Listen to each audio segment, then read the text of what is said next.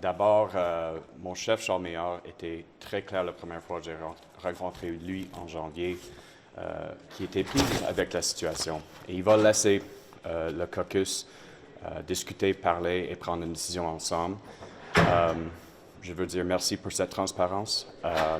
Aussi, c'était très apprécié le fait que, après la décision a été prise, Charles a appelé Marois pour dire à elle directement que le caucus et lui a pris une décision. On n'a pas pris ça dans les médias.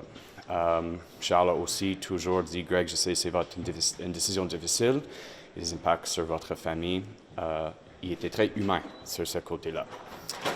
Je veux passer maintenant à notre partie que c'était un privilège de siéger à côté de ma collègue, la députée de Jacques-Cartier, pendant 7 ans.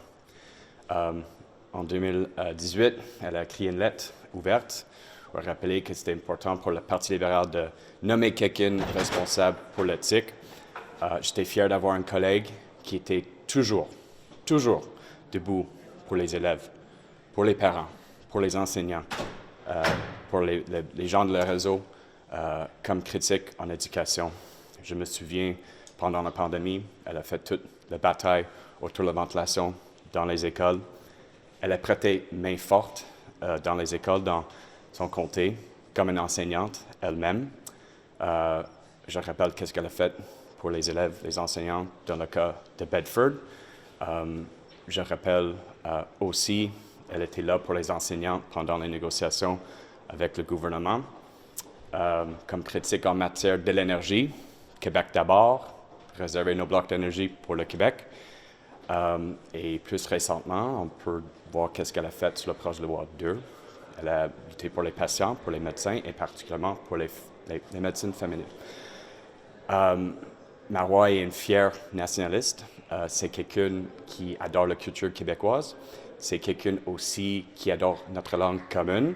C'est quelqu'un qui fait vraiment des fautes en français, toujours là pour corriger son mari de temps en temps à la maison aussi. Et je vais être capable de dire à mes enfants que leur papa a siégé avec une des meilleures députées dans l'histoire du Québec. Pour mes collègues, j'ai probablement pas dû, avant le caucus précessionnel, que j'ai parlé pour eux autres pour dire qu'ils sont prêts à ramener Marois au caucus. Je m'excuse pour ça. Ils ont pris une décision. Je vais suivre leur décision et la décision de chef. C'est tout pour aujourd'hui. Je sais que beaucoup de gens vont peut-être questionner ma décision. Je vais rester au caucus, c'est sûr. C'est exactement ce que mes citoyens de Jacques-Cartier m'ont demandé. Greg, restez autour de la table, on a besoin de toi. Je sais que des gens peuvent critiquer les décisions que je prends, mais c'est pas facile. Marcher dans mes souliers de temps en temps, je suis humain, j'essaie de faire mon mieux possible chaque jour pour le Québec et puis pour mes citoyens. Merci beaucoup.